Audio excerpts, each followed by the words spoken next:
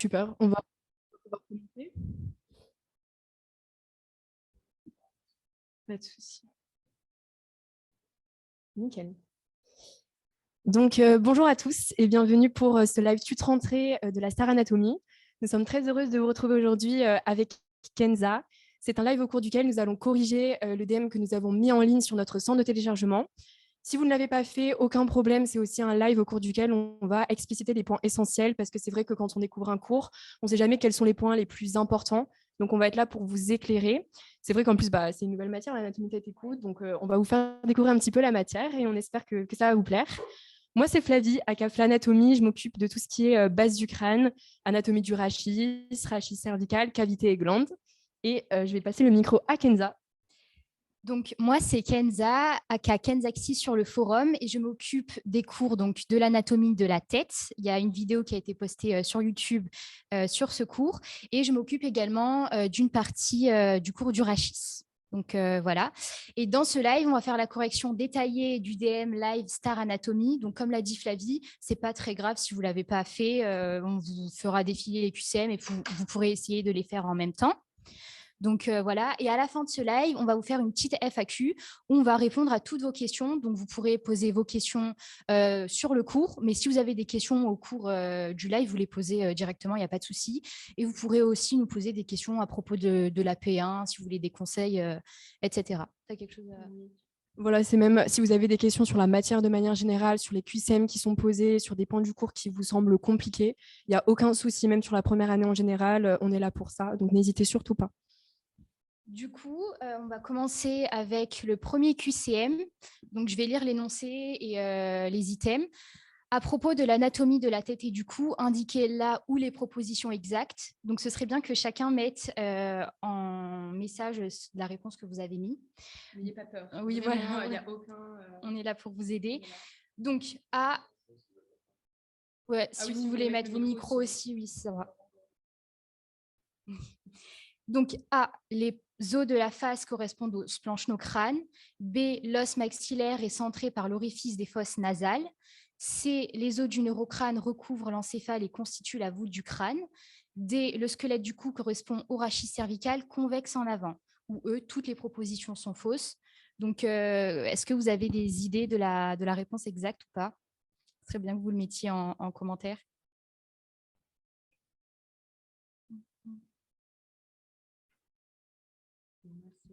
Ouais, c'est du bon. Bon, on va corriger. Les bonnes réponses, donc c'était A, B, C et D. Donc la E était fausse.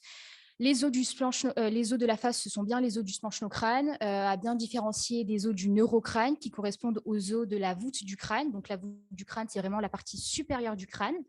L'os maxillaire est centré par l'orifice des fosses nasales, ça c'est complètement vrai. Exactement. Les os du neurocrâne recouvrent l'encéphale et constituent la voûte du crâne. Du coup, c'est vrai. Et le squelette du cou correspond au rachis cervical convexe en avant. C'est également vrai. Est-ce que vous avez des questions à propos de ce QCM? Vous voyez bien au début les termes convexe, concave, c'est super important, axial, ça. etc. Ça va vraiment vous aider tout au long pour l'anatomie, c'est super important. Au début, on a un peu de mal à visualiser, mais il ne faut pas hésiter. Merci. Il ne faut pas hésiter à revoir le cours introductif. Au début, on passe assez rapidement, mais après, vous allez tout comprendre sur la topographie des organes. C'est très important.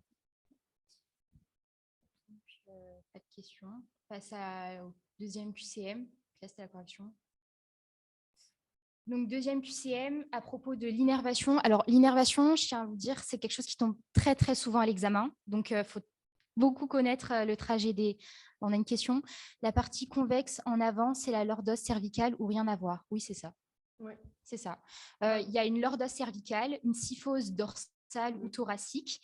Donc, la syphose thoracique, elle n'est pas convexe en avant, elle va être convexe en arrière. Exactement. Et donc concave en avant. Et la lordose lombaire, donc elle est comme la lordose cervicale, elle est convexe en avant. Est-ce que tu as compris du coup? Super. Donc, on passe au deuxième QCM. À propos de l'innervation, indiquez là où les propositions exactes. A, la fissure orbitaire inférieure est traversée par le nerf mandibulaire. B, le nerf ophtalmique donne 3 branches, donc la branche labiale, frontale et nasale. C, le nerf maxillaire et le nerf 5-3, ou D, le nerf trijumeau et le nerf donc 6 est mixte. Est-ce que vous avez des idées? B, C, OK. D'autres propositions? Non. B? OK, B. B. Ah, c'est super. Ouais, c'est bien. Donc, la bonne réponse, c'était la E. Je vais vous expliquer pourquoi. Donc, la A était bien fausse. Donc, la fissure orbitaire n'est pas traversée par le nerf mandibulaire, elle est traversée par le nerf maxillaire. Le nerf ophtalmique donne 3 branches. Donc, c'est vrai, il donne 3 branches. Donc, la frontale, la nasale et la lacrymale. Il ne donne pas la branche labiale. Ça, c'est un piège. Il me semble qu'il est déjà tombé à l'examen.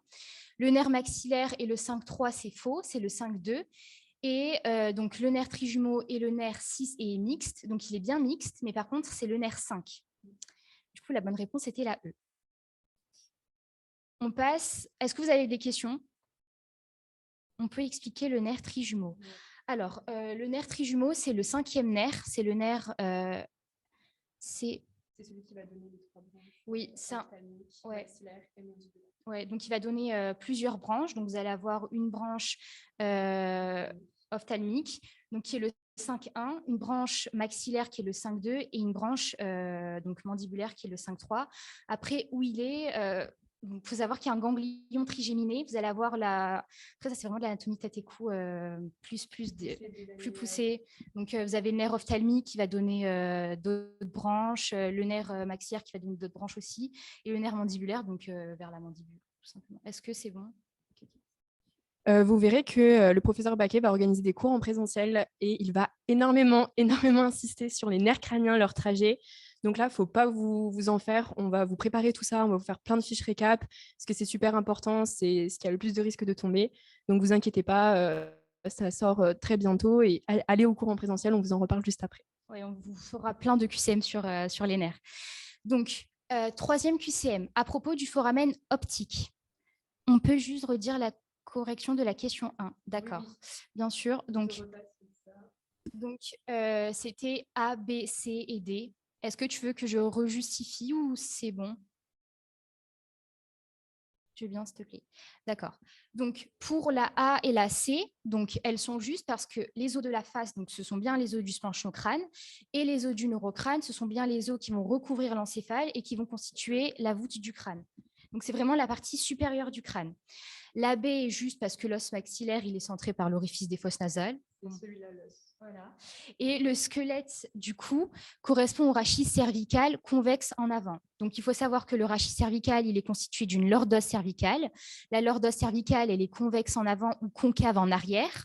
Donc, c'est la même chose pour la lordose lombaire. Mais entre les deux, il y a une syphose thoracique. Et la syphose thoracique, on dit qu'elle est convexe en arrière et concave en avant. Est-ce que c'est bon? Super. 3e QCM. Donc, à propos du foramen optique, indiquez là où les propositions exactes. Donc, encore de l'innervation parce que c'est super important, j'insiste là-dessus. Il est traversé par le nerf ophtalmique. B, il est traversé par le nerf optique. C, il est traversé par l'artère optique. D, il est traversé par le nerf vague. Ou E, les propositions A, B, C et D sont fausses. Qu'est-ce que vous en pensez? B, d'accord. Ok, une majorité de B. B, C. Ok. Go.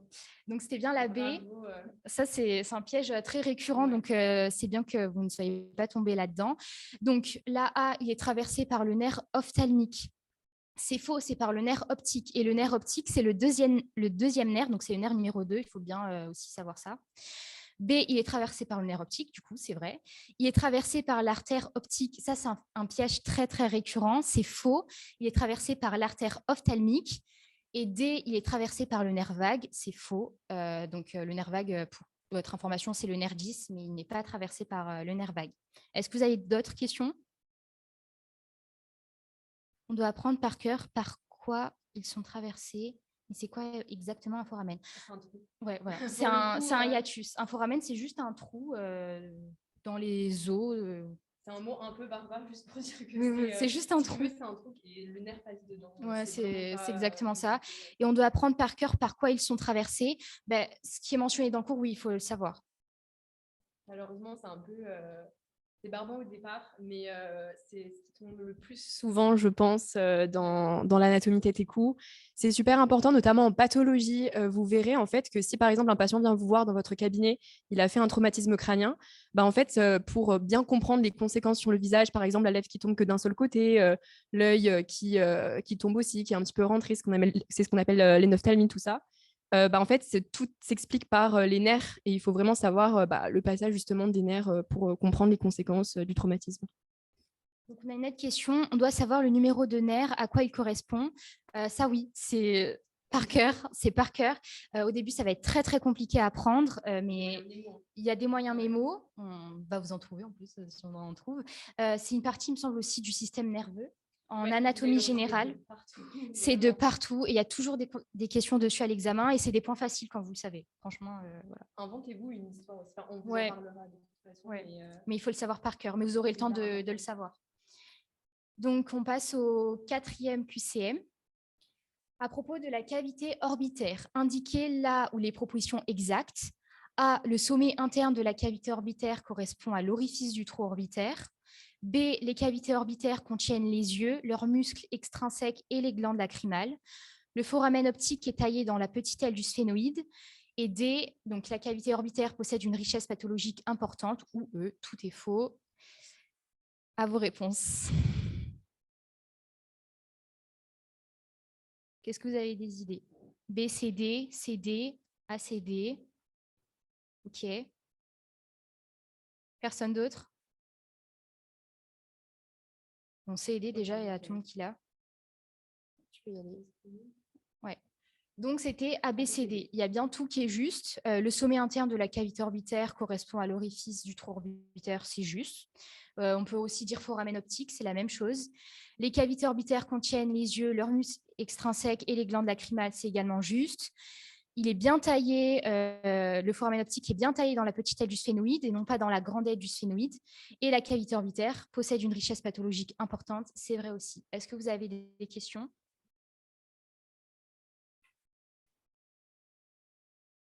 Pas de questions? Ok, je pense qu'on peut passer au QCM. C'est bon perso, ok, nickel. Donc on passe au 5e QCM. À propos de l'anatomie tête et cou, encore, indiquez là les propositions exactes. Donc A, les os pariétaux appartiennent à une vue antérieure du crâne. B, sur une vue postérieure, on observe le processus mastoïde de l'os occipital. C, les condyles occipitaux permettent l'articulation avec la vertèbre C1 nommée axis. D, les os sphénoïdaux et temporaux sont visibles sur une vue antérieure. Et E, les propositions A, B, C et D sont fausses. Qu'est-ce que vous en pensez? BD, ok. Il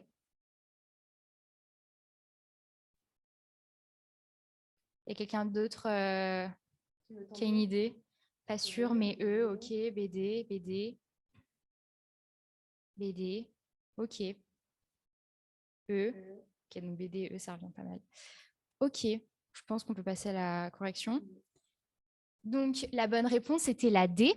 Donc, la A est fausse. Les os pariétaux appartiennent à une vue antérieure du crâne. C'est faux. Les os pariétaux, ils sont visibles sur une vue antérieure du crâne. C'est la même chose pour l'os sphénoïde de chaque côté. C'est aussi la même chose pour les deux os temporaux. Donc, il y en a un de chaque côté. Ils sont vus sur une vue antérieure du crâne, mais ils ne font pas partie de la vue antérieure du crâne. Ensuite, donc, la proposition B était fausse. Sur une vue postérieure, on observe le processus mastoïde de l'os occipital. Le processus mastoïde, il appartient à l'os temporal, du coup, c'est faux. La C, les condyles occipitaux, donc c'est la partie en fait qui va s'articuler avec la vertèbre sous-jacente, permettent l'articulation avec la vertèbre C1 nommée axis. Alors, elles permettent l'articulation avec la vertèbre C1 nommée avec la vertèbre C1, mais la vertèbre C1, c'est l'atlas, c'est pas l'axis. Donc, l'axis, c'est la deuxième vertèbre cervicale. Donc, c'est 2. Et la D, les os sphénoïdaux et temporaux sont visibles sur une vue antérieure du crâne. C'est vrai, ils sont visibles, mais ils n'appartiennent pas à la vue antérieure du crâne. Ouais, c'est une distinction super importante. Est-ce que c'est bon pour vous ou vous avez des questions? C'est OK. OK. Bon, on passe. C'est bon. Ouais, surtout, n'hésitez pas, on est là pour ça. Donc, QCM 6. Bon, je vais éviter de relire l'énoncé, hein, vous avez compris. A, en vue supérieure, le crâne a la forme d'une cruche. B, les anses de la cruche sont formées par le processus zygomatique de l'os zygomatique. C, les os vormiens sont présents chez tous les individus et situés entre l'os temporal et l'os occipital. Ou D, l'os nasal est entre les cavités orbitaires, donc ou E sinon. Les détails du type visible. Alors, je vais vite fait répondre à la question. Les détails du type visible et appartient ou n'appartient pas à tel. On les retrouve dans les Ronéo. Il me semble que c'est mentionné dans la Ronéo. Oui, le professeur de Peretti, dans ses vidéos, en parle.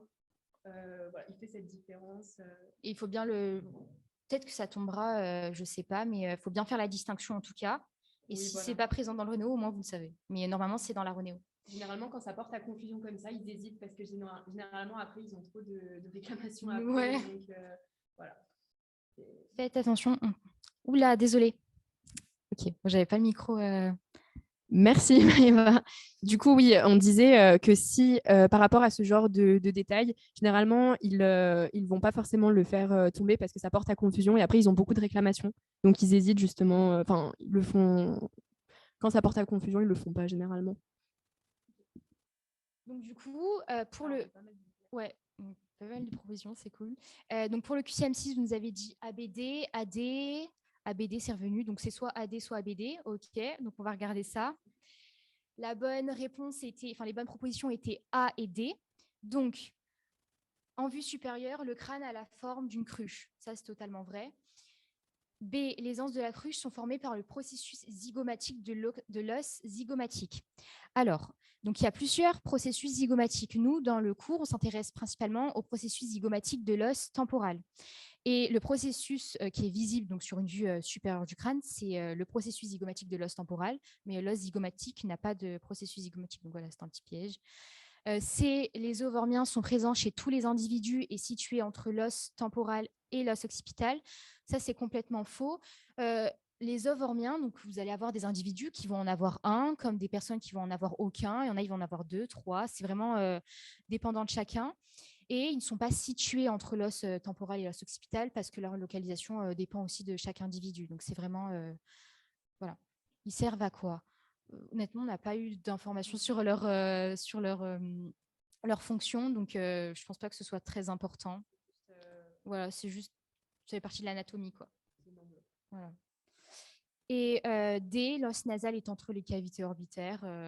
Classique, c'est vrai. C'est un QCM simple, mais ça peut tomber à l'examen. Donc, on passe au QCM 7. Est-ce que c'est bon? Vous n'avez pas de questions sur cette partie? C'est tout bon? Nickel. Super. Donc, maintenant, on va passer au QCM 7 qui traite des fontanelles. Donc, les fontanelles, c'est une mini partie du cours. Je ne sais pas si vous allez avoir des QCM là-dessus, à la rigueur sur les sutures, etc. Mais bon, les fontanelles, ce n'est pas très, très important. Mais révisez quand même. Hein. Donc, à propos des fontanelles, indiquez là les propositions exactes. Donc, A, la fontanelle métopique a un rôle clinique très important. B, le point ptérion est entre l'os temporal, l'os occipital et l'os pariétal. C, la fontanelle obélique est une extension de la partie médiane des pariétaux. Et D, donc la fontanelle bregmatique, autrement appelée grande fontanelle, est visible en vue latérale et en vue supérieure, ou E, les propositions A, B, C et D sont fausses. Qu'est-ce que vous en pensez? Les fontanelles, c'est un petit peu plus compliqué. Hein. AD, OK. CD, d'accord.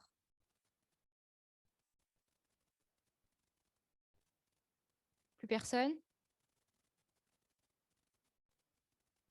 Non? Bon, on va D. OK. Bon, en tout cas, D, ça ressort. Je pense. Ça ressort beaucoup. Ouais, ça ressort beaucoup. Donc, on va passer à la correction s'il n'y a plus personne. C'est bon, je pense. Donc, c'était CD. Alors, pour le premier QCM, la fontanelle métopique a un rôle clinique très important. C'est faux, elle n'est pas très, très importante, la fontanelle métopique. C'est pour ça qu'on n'en parle pas vraiment dans le cours. C'est vraiment la fontanelle bregmatique qui a un rôle clinique qui est très, très important parce que c'est cette fontanelle que les pédiatres vont palper tout simplement pour avoir la tension intracrânienne. Ça, c'est important à savoir par contre. B, le point ptérion est entre l'os temporal, l'os occipital et l'os pariétal. Ça, c'est faux. C'est le point astérion qui est entre l'os temporal, l'os occipital et l'os pariétal. Donc, le petit mémo, c'est TOP, top. Vous dites le parc Astérix, il est top. Moi, c'était mon mémo, hein. Astérion, Astérix, TOP, top.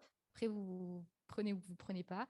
Et le point ptérion, il est entre l'os temporal, l'os sphénoïde, le pariétal et le temporal. Pour la C, la fontanelle obélique est une extension de la partie médiane des pariétaux, c'est totalement vrai, mais ce n'est pas une fontanelle qui est très importante aussi. Et D, la fontanelle bregmatique, autrement appelée grande fontanelle, est visible en vue latérale et en vue supérieure. Donc ça, c'est vrai aussi. Est-ce que vous avez des questions à propos des fontanelles? C'est bon pour vous? Après, c'est vraiment de la visualisation et c'est dans le cours. Non, ça va, merci, c'est bon. Ok, nickel. Super. Donc là, on va passer au QCM sur la base du crâne. Donc c'est Flavie qui va les faire. Juste, est-ce que vous avez des questions sur l'anatomie de la tête ou sur des QCM qu'on vient de faire? Comme ça, je passe le micro à Flavie. Ouais, c'est bon. Ok, on y reviendra après si vous avez des questions. De toute façon, vous nous les poserez à la fin, il n'y a pas de souci. Nickel, bon, je passe le micro à Flavie. Alors, donc comme je vous le disais au début du live, moi je vais m'occuper de 4 cours et l'un des plus importants, c'est celui sur la base du crâne. Chaque année, depuis que le professeur de Peretti était en lice, ça tombait chaque année, donc c'est super important. Alors, on va commencer donc avec le 8e QCM. À propos de la base du crâne, est-ce que la base du crâne est plane et horizontale? Est-ce que le foramen magnum centre la base du crâne? Est-ce qu'elle est formée exclusivement par l'os frontal, le sphénoïde, le temporal et l'occipital? Et D, est-ce qu'on peut y voir des sinus? Ou E, est-ce que tout est faux? À vos pronostics. D'accord, D, ça ressort. D. J'attends un tout petit peu. Donc D, c'est beaucoup ressorti et vous êtes trop fort, vraiment. Bravo, c'était bien la D. Alors, on revient donc juste sur la correction. Donc, le fait qu'elle soit plane et horizontale, c'est totalement faux et c'est très important à comprendre. En fait, si je me mets de profil, je vous remets comme j'avais fait dans la vidéo. On voit bien que si je coupe vraiment totalement horizontalement, c'est pas possible. À part couper l'os frontal, je vais pas couper grand-chose. Donc, du coup, il faut vraiment être légèrement incliné. Donc, elle n'est pas plane et horizontale. Ça, c'est une question de visualisation qui, au départ, peut être compliquée parce que sur les schémas, représenter ça de manière inclinée, c'est pas tip-top. Ensuite, est-ce que le foramen magnum centre la base du crâne? Non, il centre l'écaille de l'occipital. C'est un énorme orifice qu'il faut bien connaître parce que c'est une zone de passage qui est très importante. Donc voilà, retenez, ça encore, c'est de la visualisation. La base du crâne, ce n'est pas vraiment du par cœur. À partir du moment où vous avez vos schémas dans la tête, généralement, vous pouvez répondre à toutes les questions. Donc, je ferai beaucoup tomber des QCM concernant la visualisation, plus que sur des phrases en fait, qui sont notées dans le cours. Ensuite, la C, elle est bien formée par le frontal, le sphénoïde, le temporal et l'occipital, mais aussi par l'ethmoïde, qui est un petit os qu'on oublie beaucoup parce que c'est vrai qu'on ne le connaît pas forcément au départ, mais il est bien présent en dedans de l'os frontal, donc il ne faut pas l'oublier. Et je vous rappelle qu'il forme du coup l'étage antérieur de la base du crâne. Et donc le dernier, on peut y voir des sinus. C'est vrai, on peut voir la section des sinus frontaux. Donc je vous rappelle juste que les sinus, ce sont des cavités aériennes qui sont creusées à l'intérieur de la face. C'est difficile au départ à se visualiser. Moi, je sais que les sinus, j'avais du mal au début à me visualiser.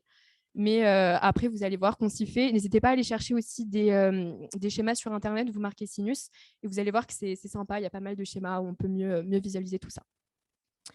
Est-ce que c'est bon pour vous ou vous voulez que je réexplique quelque chose en particulier?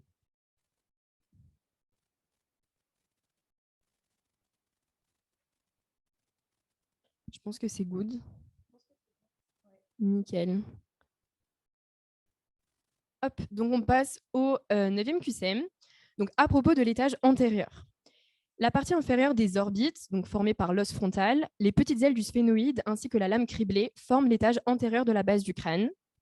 B, les bords antérieurs des petites ailes du sphénoïde présentent de petites saillies appelées les processus clinoïdes antérieurs. C, l'apophyse cristagalli fait partie de l'ethmoïde. Et D, la selle turcique et la loge de l'hypophyse. Ou E, tout est faux. Alors, je ne comprends pas trop où se positionne pour voir la base du crâne. C'est une vue supérieure. C'est ça. En fait, si tu veux, imagine que tu coupes la base du crâne et tu regardes la personne comme ça. Et c'est une vue supérieure vraiment de la calotte crânienne. En gros, on enlève la voûte du crâne. Ouais. La partie supérieure du crâne, on la coupe, on l'enlève, on ne s'en occupe pas. Et en dessous donc, de la voûte du crâne, vous avez la base du crâne et c'est ce que vous voyez sur le schéma. Oui, c'est vrai que c'est un peu difficile à visualiser au début. Alors, on a eu un ABD, BCD. Est-ce qu'on a d'autres petits pronostics? C'est vrai qu'au départ, c'est un cours qui est assez dur, mais vous inquiétez pas, ça va venir tout seul. BD. Non, non, non, mais je vous comprends, mais vous allez voir que on va même faire des DM si je vois que vous avez du mal, il n'y a aucun souci. Oui, oui, c'est tout à fait normal. La base du crâne, voilà. Donc, on va corriger. Hop. Donc, la bonne réponse, c'était la C. Pourquoi? Donc, la A, tout était vrai, sauf le fait que c'était la partie supérieure des orbites qui formait l'étage antérieur de la base du crâne. Donc là, c'est juste une question de visualisation. La base du crâne, vous voyez bien que la partie inférieure des orbites, c'est celle que je vous montre ici. Donc, c'est bien la partie supérieure des orbites formée par le frontal qui forme aussi la base du crâne. Ensuite, donc la B, c'était donc les bords postérieurs des petites ailes du sphénoïde. Je vais essayer de vous montrer du coup parce que j'avais mis des petits schémas. Est-ce que vous voyez bien la souris que je fais bouger sur l'écran ou pas? Nickel. Donc en fait, si vous voulez, les petites ailes du sphénoïde, c'est toute cette partie-là. C'est difficile à bien vous montrer. Et en fait, c'est bien les bords ici postérieurs des petites ailes du sphénoïde ici qui forment les processus clinoïdes antérieurs. Ça peut vous aider à visualiser. Donc, c'est l'apophyse cristalline fait partie de l'ethmoïde. Ça, c'est vrai, c'est du cours. Et alors, la D, c'est un piège énoncé parce que la selle turcique, c'est bien la loge de l'hypophyse, mais par contre, la selle turcique fait partie de l'étage moyen. C'est donc un piège qui a peu de chances de tomber le jour de l'examen, mais à la S2R de l'année dernière, les profs nous ont dit qu'ils considéraient quand même que s'il y avait un piège énoncé, il fallait quand même le prendre en compte pour les réponses. Donc ça peut tomber, il y a peu de chances parce qu'en ANAT, c'est très très rare qu'il y ait des pièges énoncés. Voilà, mais je préférais quand même, comme ça, vous faites attention. J'ai fait exprès de le faire tomber dans un DM, comme ça compte pas pour un classement, pour une note, etc. Ça tombera pas en EB, ça tombera pas non plus dans les séances tutorat.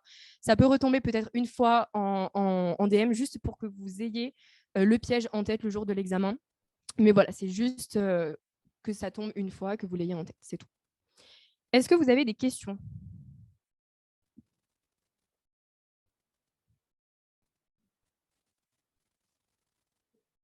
Nickel.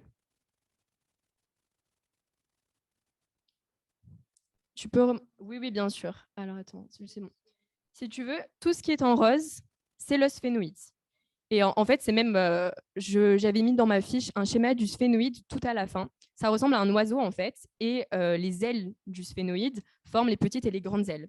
Et donc, si tu veux, les grandes ailes, c'est toute la grande partie ici. C'est difficile avec la souris de bien... Et les petites ailes, c'est juste cette partie-là. Tac, tac. Je sais pas ce que ça peut former. Et c'est vraiment ces petites saillies juste ici qui forment les processus clinoïdes antérieurs. Des dents de vampire. Voilà. Les dents de vampire que vous voyez, c'est les petites ailes du sphénoïde et la partie rose qui est en dessous sont les grandes ailes du sphénoïde. C'est vrai que c'est difficile à visualiser. J'arrive pas à visualiser la fissure orbitaire supérieure et la fissure orbitaire inférieure. Bah, nickel. Flavia va vous en parler. Juste, du coup, pour les petites ailes du sphénoïde, est-ce que c'est bon? Ok, je vois, merci. Ok, bon, c'est bon. Oui, pour la fissure orbitaire supérieure et inférieure, on y vient juste après. C'est le QCM d'après. Est-ce que c'est good pour tout le monde? Je pense que oui. N'hésitez surtout pas. Super. Donc, on va passer du coup au 10e QCM. Alors, à propos des fausses et des faux ramen, ça, c'est le QCM type qui peut tomber et qui tombe chaque année, donc qui tombera certainement aussi cette année-là. Même le professeur Baquet aime beaucoup ce QCM. Alors, est-ce que les artères méningées passent par le trou épineux et impriment ensuite des sillons dans l'os? B, la fissure orbitaire inférieure est un foramen de la base du crâne. C, le nerf hypoglosse 11 passe dans les trous condyliens antérieurs. D, le tronc basilaire passe dans le foramen magnum. Ou E, tout est faux. Je vous laisse un peu de temps pour réfléchir. AD, AD.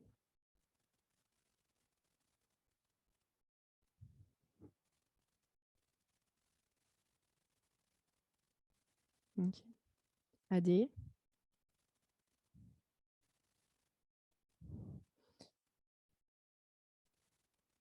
Ok. D'autres pronos? A. De toute façon, c'est au début.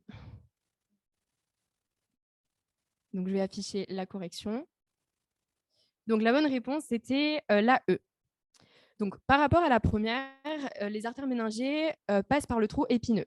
En fait, le QCM n'est pas suffisamment précis pour qu'on puisse le considérer comme étant vrai parce que seule l'artère méningée moyenne va passer par le trou épineux. Sinon, elles impriment bien des sillons dans l'os. Ce sont même des artères qui, dans les traumatismes crâniens, vont saigner et constituer des hématomes extraduraux. Je crois qu'Elsa va en parler dans le cours sur le système nerveux. Et donc, vous l'avez certainement peut-être déjà lu ou vu. Mais voilà, c'est des artères qui sont très connues, même des chirurgiens, etc., parce qu'elles saignent facilement en cas de traumatisme crânien. Et donc, retenez qu'il y a 3 artères, une artère méningée antérieure, une moyenne et une postérieure, mais que seule l'artère méningée moyenne passe dans ce fameux trou. Par rapport à la B, donc c'est pas la fissure orbitaire inférieure, mais c'est la fissure orbitaire supérieure. Donc, du coup, c'est ce qu'on disait.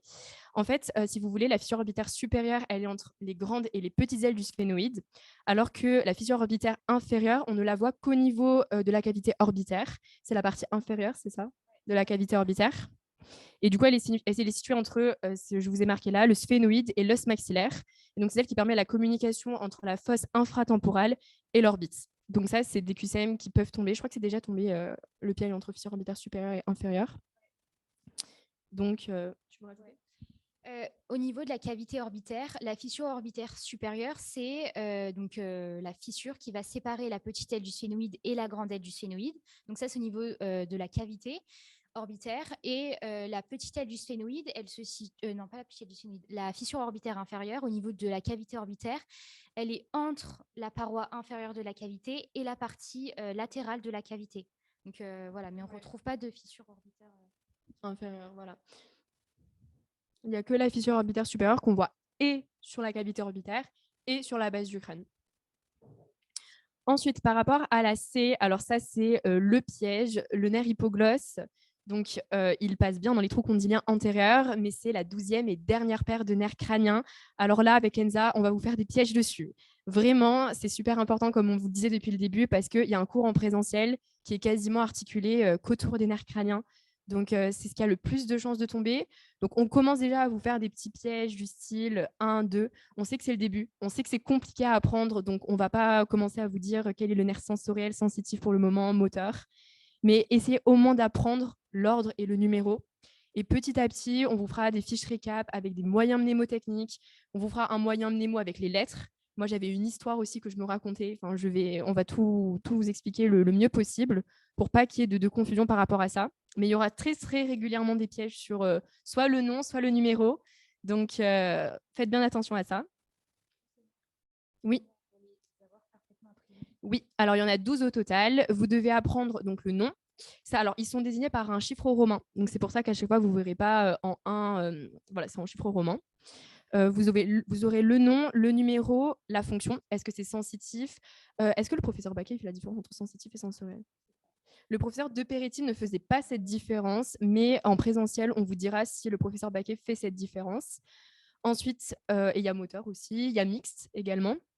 La localisation, donc par où ils passent, les foramen, leur fonction peut-être. Leur fonction. On vous en dira beaucoup plus une fois que le cours en présentiel sera passé. On essaiera aussi d'envoyer quand même un mail avant parce que votre cours en présentiel d'anatomie tête et cou est un peu tard dans le semestre, il est fin février. Donc si on peut avoir des infos avant, on va essayer de voir le prof justement pour qu'on puisse en avance vous faire prendre de l'avance sur les cours, les fiches récap. Mais oui, il faut tous les apprendre. Faites petit à petit, hein, ne vous dites pas cet après-midi, tu vas apprendre tous les nerfs crâniens. Faites un peu tous les jours, vous en faites 2 par jour. Vous y prenez maintenant. Fin du mois, c'est bon, vraiment.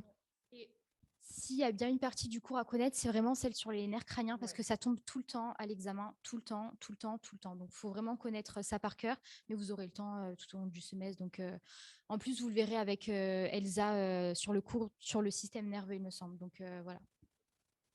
Voilà, ça, c'est très important. Et on finit du coup avec la D.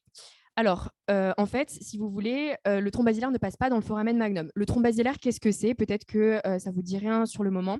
C'est en fait la réunion, c'est le résultat de la réunion des artères vertébrales.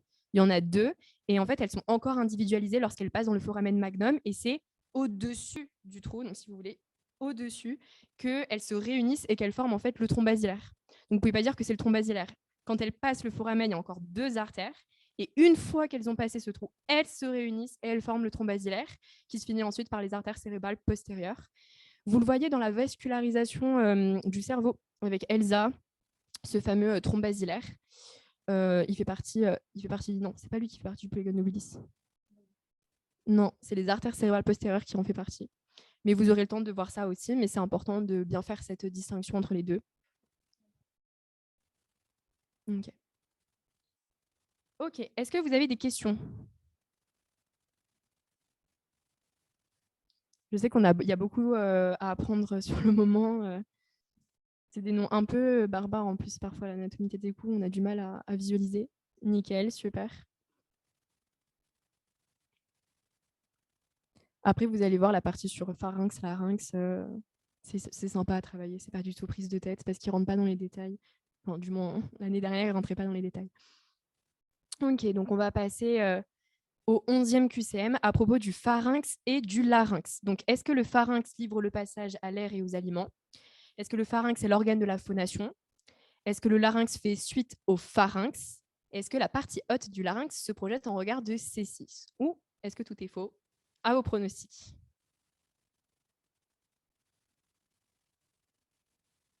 Bon, j'avoue qu'il y a le schéma à côté, mais, on ne regarde pas. D'accord. Ouais. Ayez confiance. Hein. C'est pas. Mais c'est assez. Ok. Et donc, la bonne réponse, c'était assez. Donc, le pharynx livre le passage à l'air et aux aliments, c'est vrai. C'est plus précisément l'oropharynx. Donc, je vous rappelle que le pharynx, il est divisé en trois parties. Le nasopharynx qui se trouve derrière les fosses nasales, l'oropharynx qui se trouve derrière la cavité buccale et le laryngopharynx. Donc, c'est la réunion des trois qui forment le pharynx. Mais quand c'est général comme ça, on peut parfaitement dire que le pharynx livre le passage à l'air et aux aliments. Le B. Alors, l'AB, le pharynx, c'est l'organe de la phonation. Non, c'est le larynx. C'est très important de faire la différence. Le larynx, c'est là où vous avez vos cordes vocales. Le pharynx, c'est au-dessus, donc ça n'a rien à voir. Il faut bien faire cette distinction entre les deux. Ensuite, le larynx fait suite au pharynx. Comme le schéma l'approuve, c'est vrai. Il fait d'ailleurs suite, il est juste à l'avant de l'œsophage à l'arrière. Et D, c'était la partie basse du larynx qui se projetait en regard de C6. Ça aussi, les projections anatomiques, vous verrez dans le thorax, dans le cœur, hyper important, les coupes, T2, T4, c'est à apprendre par cœur, même en deuxième année, en troisième, tout au long de votre vie de médecin. C'est super important de bien connaître ça. Et ça demande de la visualisation. Moi, je vous conseille les coupes de les apprendre tôt, mais quand même d'avoir quand même des bases en anatomie parce que c'est difficile à visualiser si vous n'avez pas vu la vascularisation, la topographie des organes. Mais voilà, les situations anatomiques, c'est important de bien les connaître. Est-ce que vous avez des questions sur celui-ci?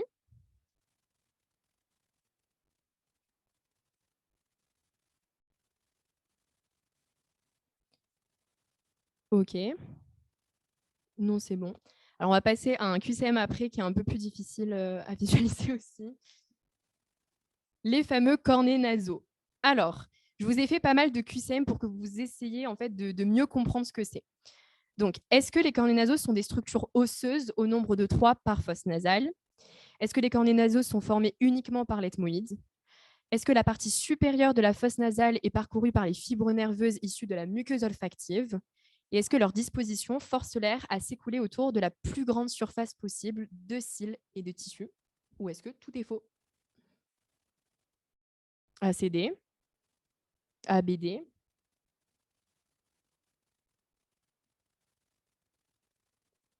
Ça, c'est vraiment un QCM pour que vous puissiez mieux comprendre ce que c'est. Plus que là, c'est pas forcément, enfin, si quand même, c'est représentatif, mais c'est pour que vous compreniez mieux ce que c'est. Ouais. Bah écoutez, vous êtes trop fort. C'était bien ACD. Donc, effectivement, il y a bien 3 cornets nasaux par fosse nasale. Il y a un cornet nasal supérieur, un cornet nasal moyen et un inférieur. Alors, les cornets nasaux sont formés uniquement par l'ethmoïde. Je voulais juste revenir 2 secondes sur la formulation des QCM. Faites toujours très attention quand il y a marqué exclusivement, uniquement, seulement. Méfiez-vous. Ne donnez pas non plus paranoïaque dans le sens, si vous êtes sûr de vous, faites-vous confiance quand même. Mais généralement, les profs font justement exprès de mettre des adverbes comme ça pour vous, soit pour vous mettre le doute, soit parce que c'est pas ça. C'est pas systématiquement faux s'il y a un uniquement, mais il faut s'en méfier aussi. Mais voilà, après, les professeurs font pas souvent ce genre de piège. Retenez de manière générale que de toute façon, en médecine, il y a toujours des exceptions de partout. Donc, c'est rarement uniquement. Mais bon. Donc, non, ils ne sont pas formés uniquement par l'ethmoïde. Le cornet nasal supérieur et moyen sont effectivement formés par l'ethmoïde, mais le cornet nasal inférieur est un os propre. Ça veut tout simplement dire que c'est un os à lui seul. C'est un os indépendant. Il n'est pas formé par un autre os. C'est un os à lui seul. Ensuite, l'AC, c'est bien la partie supérieure de la fosse nasale et plus précisément du cornet nasal supérieur. Vous allez retrouver la muqueuse olfactive. Et donc pour la D, c'est vrai, c'était pour que vous puissiez mieux comprendre la fonction des cornets nasaux. Ça ne tombera pas sous cette forme, mais c'était juste pour que vous compreniez voilà, à quoi ça sert finalement les cornets nasaux. Le troborne, il est collé à l'os ethmoïde. Ouais, il est juste à l'avant. Si tu veux, tu as l'ethmoïde et entre le frontal et l'ethmoïde, tu as le troborne. Là, pour le coup, rien n'y passe. Ouais, voilà. Le troborne, franchement, comme il n'y a rien qui passe, les profs, voilà, il faut quand même savoir qu'il existe. D'autres questions?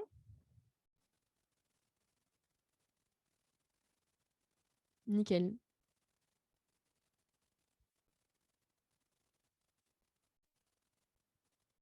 Ok. On va donc passer aux glandes de la tête et du cou. Alors, A, les glandes salivaires sont exocrines. B, les glandes endocrines sécrètent des hormones dans le sang. C, seules les glandes salivaires sont exocrines au niveau de la tête et du cou. D, les hormones thyroïdiennes, la calcitonine et la parathormone sont notamment sécrétées par les glandes endocrines de la tête et du cou. Ou alors, est-ce que tout est faux? Donc ça, c'est un QCM qui va vous servir pas forcément que pour l'anatomie de la tête et du cou. Vous avez dû le voir en plus en BDR, me semble-t-il. Voilà, c'est ABD, ABCD. Ok. ABCD.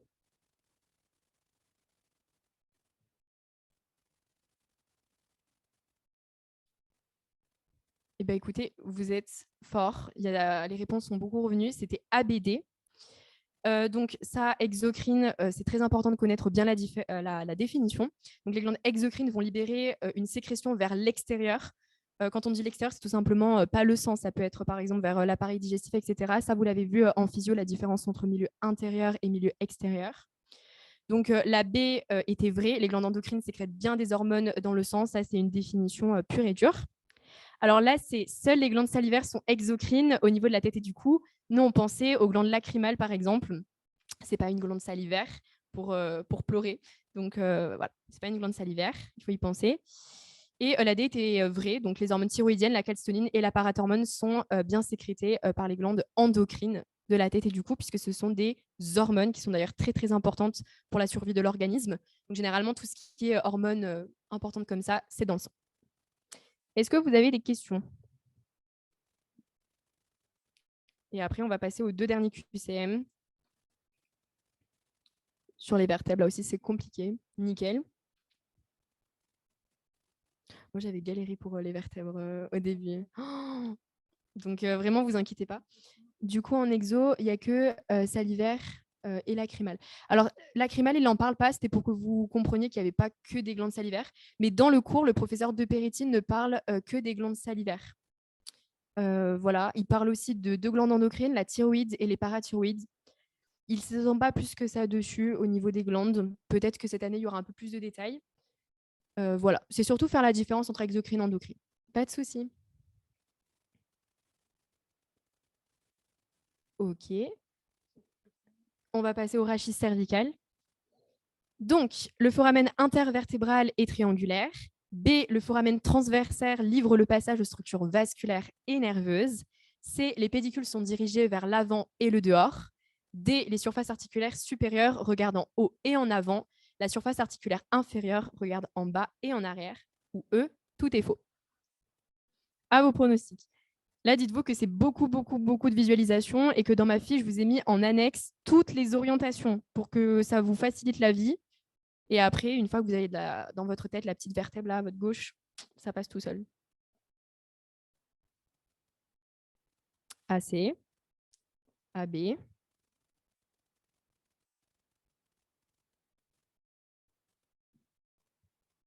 Et surtout, n'ayez pas peur de vous tromper. Enfin, c'est tout à fait normal au début et c'est en se trompant justement qu'on apprend.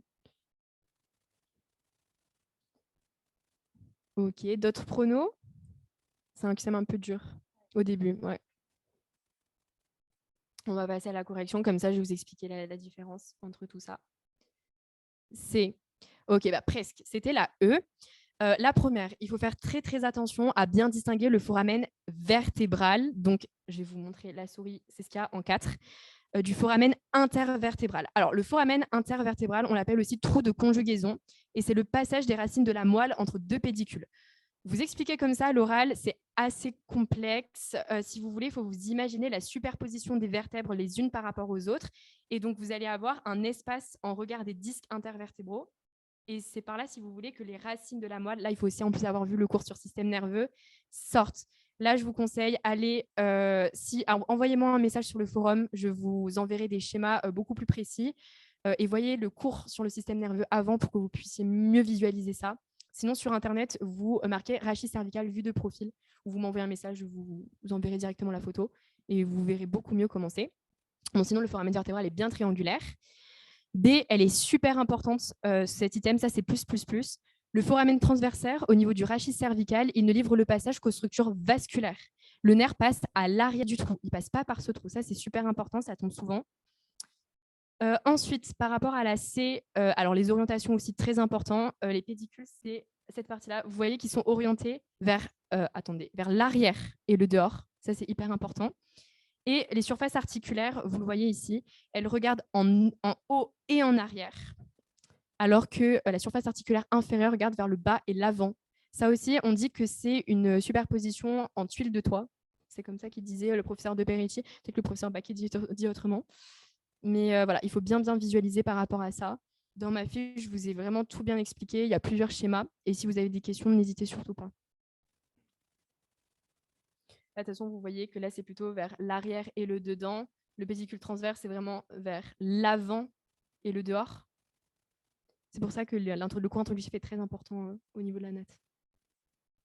Est-ce qu'il y a des questions?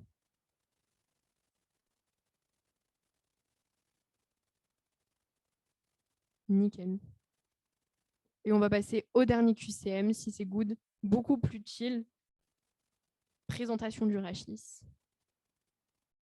Donc, à propos du rachis. On peut décrire le rachis comme la superposition de deux pyramides opposées par leur base. B, il est rectiligne dans un plan frontal. C, la scoliose est une courbure pathologique dans le plan frontal. Ou D, on recense 7 vertèbres cervicales, 12 thoraciques et 5 lombaires. Ou E, tout est faux. B, ABD, ABCD.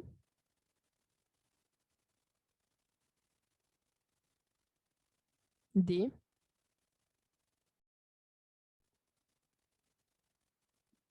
BD. Eh bien, la réponse, c'était ABCD. Tout était vrai. Et effectivement, donc le rachis, si vous voulez, c'est la superposition de deux pyramides opposées par leur base, sauf que la partie donc, supérieure est mobile et la base est inférieure, alors que la partie inférieure, c'est l'inverse. La base, elle est supérieure.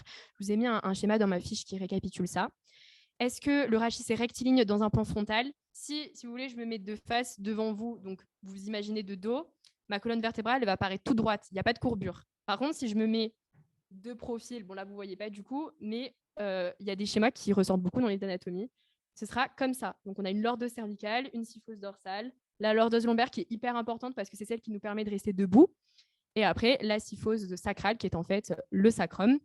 Donc ça, c'est très important de bien faire la distinction entre deux faces, deux profils. La scoliose, donc courbure pathologique dans le plan frontal, c'est vrai. Et on ressent 7 vertèbres cervicales, 12 thoraciques et 5 lombaires. Je ne vous ai pas mis celle du sacrum, donc ce n'était pas exclusif, donc c'est vrai aussi, tout simplement parce que c'est un peu plus inconstant. Généralement, c'est 5 vertèbres sacrales et rarement, ça peut varier. Mais sur le plan frontal, on ne peut pas voir s'il y a une scoliose vu que c'est rectiligne dans le plan frontal. Si, en fait, comment t'expliquer ça? En fait, justement, comme c'est pathologique, quand tu es dans le plan frontal, si tu veux, c'est censé être rectiligne en temps normal, c'est censé être droit comme une ligne, mais la scoliose, justement, c'est pathologique. Donc, quand tu vas le voir sur le plan frontal, ton patient, tu vas avoir une courbure, alors que c'est pas normal. Et c'est ça qu'on appelle la scoliose. C'est une patho. Est-ce que tu vois ce que je veux dire? Nickel. Voilà, c'est justement ça, c'est la patho, du coup. Attends, dans le plan sagittal, c'est un peu plus difficile à visualiser parce que comme tu es censé voir les courbures, peut-être que la courbure peut être un peu plus amplifiée ici. C'est une courbure pathologique dans le plan frontal, pas sagittal. Ouais. En fait, vous allez voir, Kenza va bientôt sortir la fiche sur pathologie du rachis, donc ce sera beaucoup mieux expliqué. Moi, j'ai fait que l'anatomie. Et en fait, dans le plan sagittal, c'est d'autres pathologies. Après, le prof va pas faire tomber frontal, sagittal, je pense pas. Alors, dans frontal, on voit pas, et sagittal, on voit. Bah, c'est justement frontal. Quand tu vois quelqu'un, par exemple, de dos, imagine une radio. La radio, tu la vois, la radio du dos, tu vas la voir vraiment comme ça, sauf que tu vas avoir la courbure. Tu vois ce que enfin, tu coupes le patient comme ça. Et ben, tu vas voir qu'au lieu que ce soit vraiment rectiligne parfaitement, tu vas voir la courbure. C'est ça qui n'est pas normal. On verra plutôt si.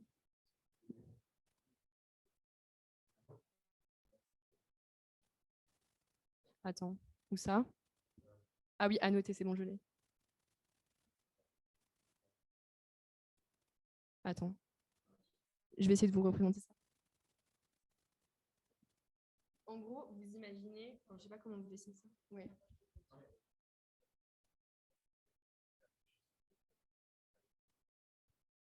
Attendez.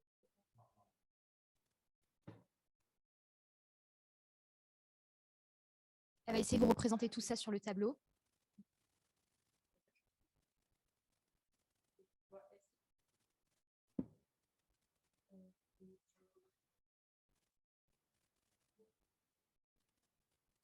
Est-ce que vous voyez?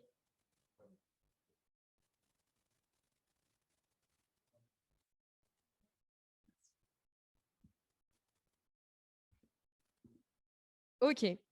Donc, vous imaginez, je ne sais pas si... Bon, on va le voir comme ça. Vous imaginez que là, le patient, vous le voyez de face. Vous lui avez fait une radio dans le dos. D'accord? Donc, vous avez... ça, c'est la situation physiologique. C'est-à-dire que le patient, il n'a pas de souci particulier. Donc, de face, il va avoir une colonne vertébrale qui est... Ah mince. C'est sûr. Tu vois pas le... Ok, ça marche. Et donc, vous imaginez qu'on reprend la même radio, mais cette fois-ci chez un patient qui, quand il se penche en avant, on voit que la colonne vertébrale, elle fait une ligne. Donc là, si tu veux, ta colonne, elle va faire, enfin, je ne sais pas trop comment, j'aurais pas dû faire comme ça. Elle va faire comme ça, si tu veux. Est-ce que vous avez déjà vu une personne qui, quand elle se penche en avant, a la colonne vertébrale qui part complètement sur le côté? Si vous vous penchez en avant et que vous essayez de faire passer votre pouce en fait qui suit la colonne vertébrale et que vous n'avez pas de souci, c'est censé être vraiment parfaitement droit. Alors que si vous avez une scoliose, ça va vraiment se tordre pour le coup. Après, dans le plan...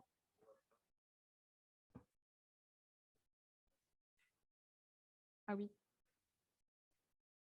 Là, c'est le haut. Moi, j'ai très mal écrit.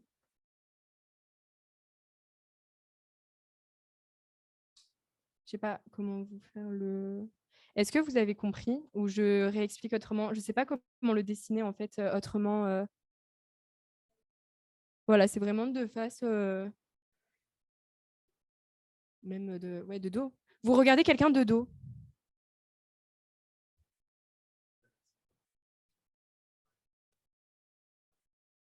Oui, oui, voilà. C'est parce que même frontal, si vous voulez, on voit déjà les courbures, donc c'est beaucoup plus difficile. Généralement, les médecins, pour diagnostiquer les scolioses, ce qu'ils font, c'est juste qu'ils demandent aux patients de se pencher vers l'avant et ils vont suivre la courbure tout simplement. Mais vous prenez pas trop la tête. Enfin, les plans, c'est super important, mais vous prenez pas trop la tête par rapport aux pathologies du rachis sur ça. Ça tombera pas rarement comme piège. Yes. Oui, oui, c'est la même chose, c'est des synonymes.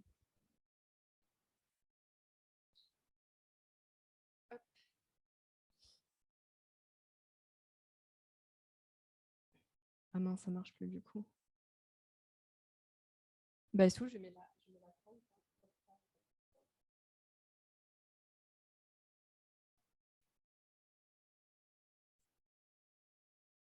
Ça passe plus. Attends.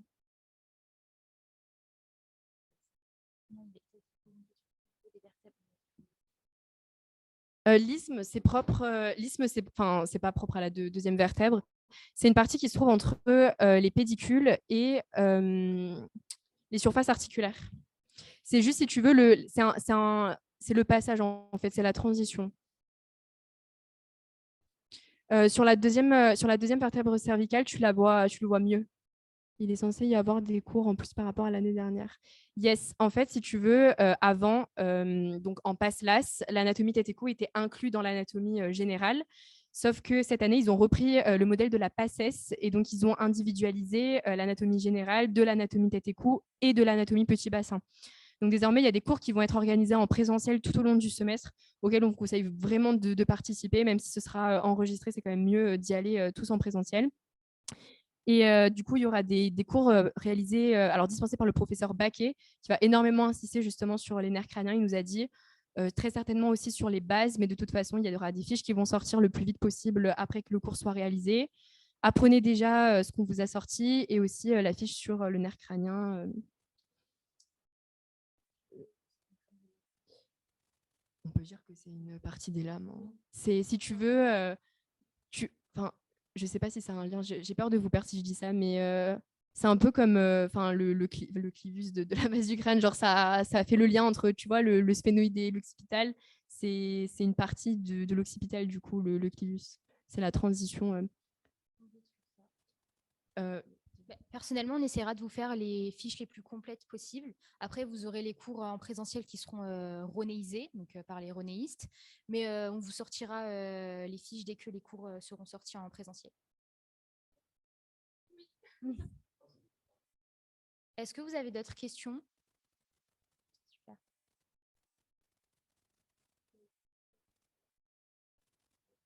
Annuler peut-être, non. Effacer. Nickel. La petite croix. C'est bon pour moi. Bah, c'est bon, du coup. Enfin, est-ce que vous avez d'autres questions? Oui, est-ce que vous avez d'autres questions?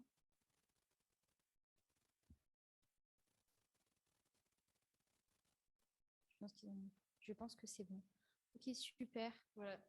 Toutes nos fiches sont complètes. Hein. Pour le moment, il y a toutes les vidéos. Voilà. Ouais. Voilà, tout ce qui est dans le fiche, vous pouvez vraiment vous baser sur ça à 100%.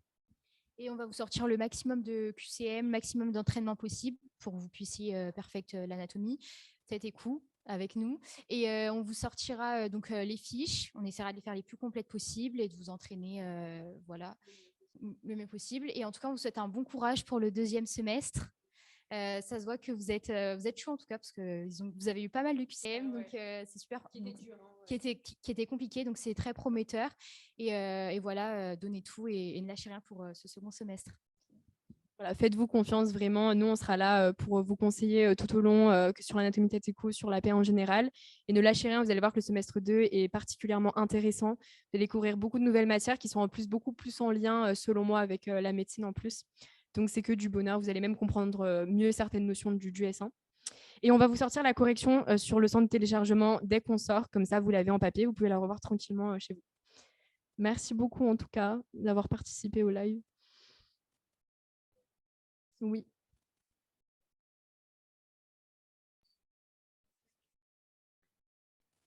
D'accord. Alors, pour le live, comme d'habitude, vous revenez dans 5 minutes et ensuite, on vous réacceptera dans la salle d'attente. 17h15, ouais, d'ici 17h15.